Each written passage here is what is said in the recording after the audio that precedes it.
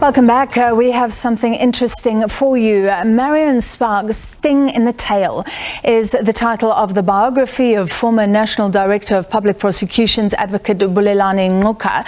It continues to foster debate about the current political trajectory of South Africa. Ngcuka is currently in the United States, where he recently participated in a roundtable discussion at the Council on Foreign Relations in New York. There he was asked, among other things, about a country beleaguered and whether the vision of the South African project has been downsized. SABC's correspondent in the US, Sherwin Bryce-Pease, was at that roundtable, and he's standing by in New York with none other than Advocate Ngcuka. Sherwin, it's over to you. Francis, thank you very much indeed. Bulelani Ngcuka is, of course, the subject of Marion Sparg's The Sting in the Tail. Of course, as you correctly point out, spoke at a roundtable at the Council on Foreign Relations in New York, was very candid in that discussion, and we are very privileged to welcome him to our studio here at the United Nations in New York. Advocate, always good to see you, and welcome back to SABC News. Good to see you, sir. This book is not just about your decision not to charge then former Deputy President Jacob Zuma and the controversies that followed that decision, but this is very much a personal journey of a Xhosa man born in Anshaw into the Amagunukwebe chiefdom, your journey to become an attorney through the halls of Fort Hare, your close relationship with Griffiths and Victoria Mxenge, whose assassinations served as bookmarks to your time in prison in the early 80s, followed by your marriage to a very patient Phumzile Mlambo, into your role during South Africa's transition to and through democracy to then the leadership of the National Directorate of Public Prosecutions. I hope I've summarized it accurately. Share with us, Advocate, your thinking behind the timing of this book and its release in a year when the political cross currents in South Africa are in full flow, ahead of the ANC's elective conference in December, and the linkages that you've sought to make with your audience in the United States. Okay. Thank you for inviting me. Let me just be brief and say the timing here really was a coincidence. We had sought to publish this book last year, and Jonathan Ball then said no, they had other books that were lined up, and they said let's do it in May this year, to coincide with the book festival that was in Franschhoek. We were not really wanting to do this at a time of the release of the Zondo Commission report, because the focus would have been on that commission. But unfortunately, it so happened that the Zondo Commission's report was delayed until it was released almost at the same time. The final one was released almost at the same time as our book. Well, I'm glad you're getting some focus now in the aftermath of that Zondo release. Talk a bit, Advocate, about your relationship with the Mxenges, right? You moved from the Eastern Cape to Durban to his law offices to finish your articles. You started working on cases vastly different from your time as a prosecutor in East London, in Monty, where I'm from, actually, and how making that connection with the Mxenges would shape your trajectory as both a politician and a future chief prosecutor in South Africa. Yes, indeed. The Mxenges really played a vital role in my life. That phone call on that Thursday morning, when GM invited me to join him to serve articles, really changed the trajectory of my entire life. You didn't want to go initially. I was reluctant to leave because I'd never been to Durban, and I only knew one person in Durban at the time, and so I was very comfortable in the Eastern Cape where my family is, But my family said no, I should go. GM was very inspirational. He was a special person. He was a good lawyer, and he taught me two things, basically, in summary. One of them was that we should use the law to fight the apartheid system. We must use their own law to fight the system, and therefore we have to use the law to advance the frontiers of freedom. That's the first thing. The second thing was that we must also use the courts to expose the regime, and that has always been, something that really drove him. That was very critical to me. And then we had this strange thing that GM died on the 19th of November, 1981. I'm arrested on the 30th of November, 81. Sisi is killed on the 1st of August 1985. I'm released on the 3rd of August. So you went into prison having to arrange a funeral, and you came out having to arrange a funeral. Exactly the same thing. I mean, when I left prison in the morning of that Saturday morning. I was taken straight to the mortuary to go and see her. Something that I had really not planned. Again, that changed my life, because the idea was that I will come out of prison, go and join her and work with her. But with her now having been killed, that had to change. I ended up having to follow my wife and go to Switzerland in Geneva. Advocate, there's a great deal in this book about the constitution-making process in South Africa in the 1990s, where you say, quote, our leitmotif was that the constitution should not only serve us when we are in power, but that it needs to serve us when we are in opposition. We agreed that whatever we proposed, we had to keep in mind that there may come a time when we are not in power. When you are in power, you don't need the protection of the Constitution. You need it when you are powerless, close quotes. Given the current dynamics where the ANC has lost power in some of the big metros in South Africa, is probably closer to losing power nationally than any time since 1994. Your message way back when seems to have displayed a certain prescience and foresight, not so? Yes, indeed. I mean, that has been the lesson that we have learned from the other countries. As we were busy with the constitution-making process in South Africa, we did a number of tours to various countries. And these are some of the things that we learned. That the constitution must be there to protect all the people, not just the powerful, particularly those who are vulnerable. It is there to serve society. You said at the Council on Foreign Relations last week that, quote, we were the last country in Africa to be liberated, and therefore we had to learn from the mistakes that were made by other countries, and we had to be different, close quotes. How did that thinking shape your work at the National Directorate of Public Prosecutions, particularly when it came to investigating and possibly charging then Deputy President Jacob Zuma? No. I had worked with a number of institutions, and we had learned some of the processes, and we gained from the experience of some of the people ahead of us. And so I can't say now as I sit here that what it is that contributed to us taking those decisions. However, the important point that I want to make is this.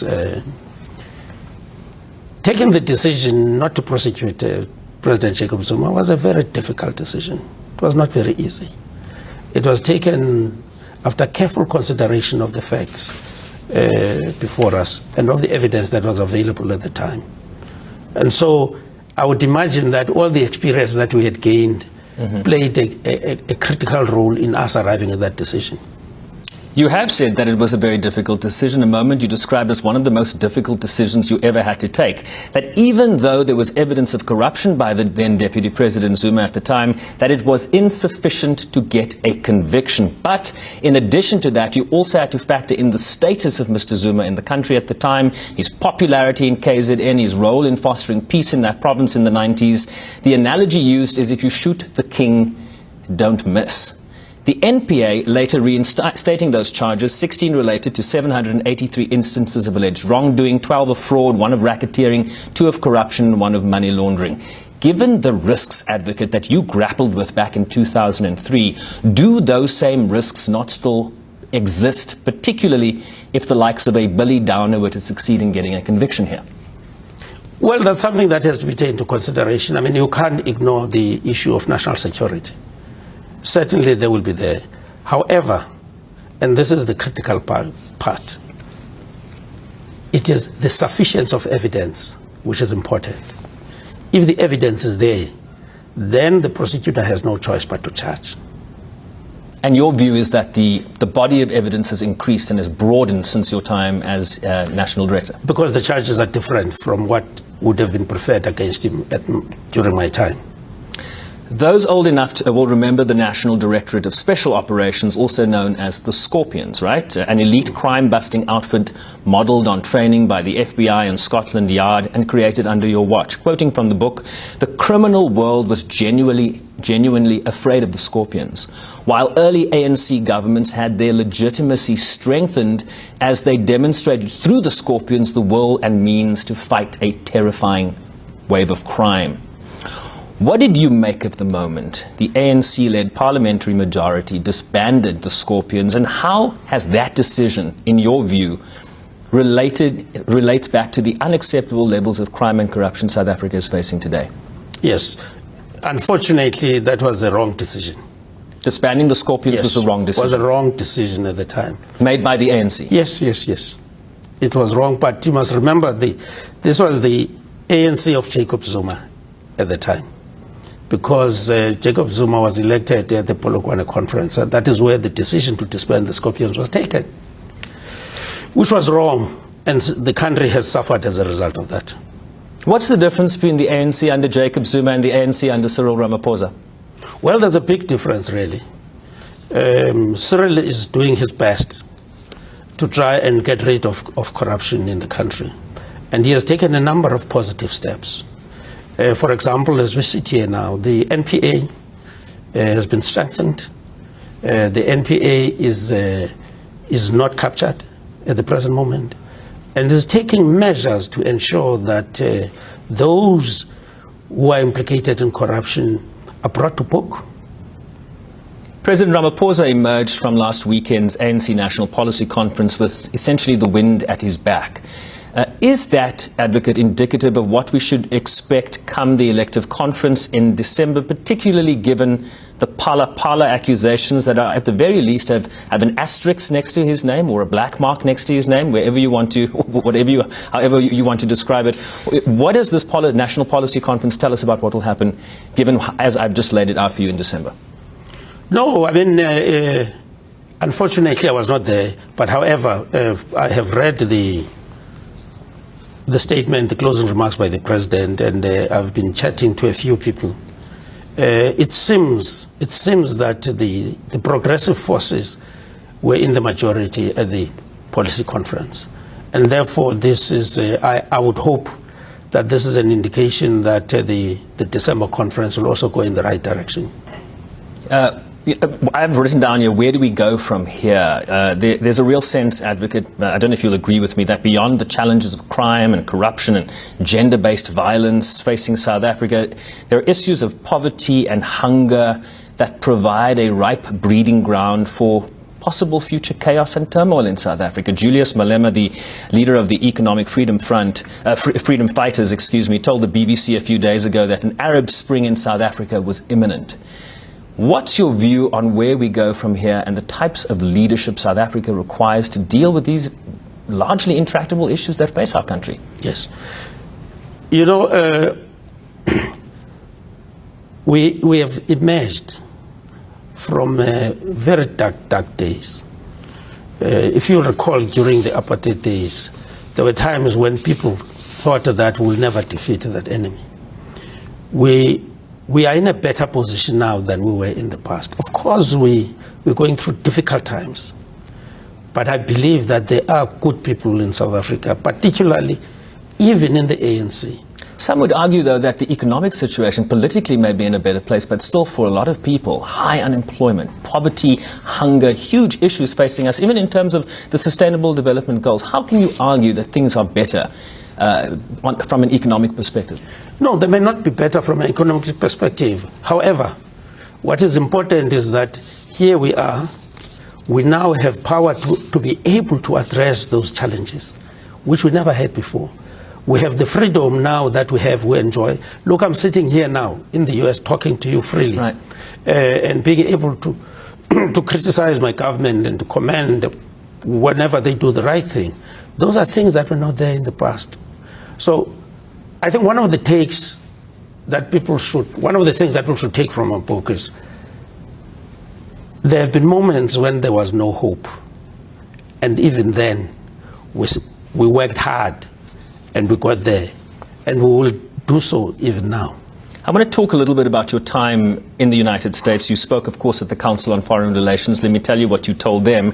Quote, "We were driven by this ambition," this is about the early days in '94, "we were driven by this ambition of creating a new non-racial and democratic and non-sexist South Africa, and that drove us," you said. "And we had a responsibility to do things right, and quote, God, we tried. But unfortunately, things took a turn that we never thought would happen during our lifetime. things are bad as it is right now, but there is hope, right? So that feeds in with what you're saying. Yes. Why did you think it couldn't get that bad, given what you knew about the other side within the ANC that we are talking about today? Well, maybe you might say we were naive, but we believed then that most of us, particularly those who were coming from the liberation movement, that we were all driven by one desire to ensure that we serve the people of South Africa to the best of our abilities.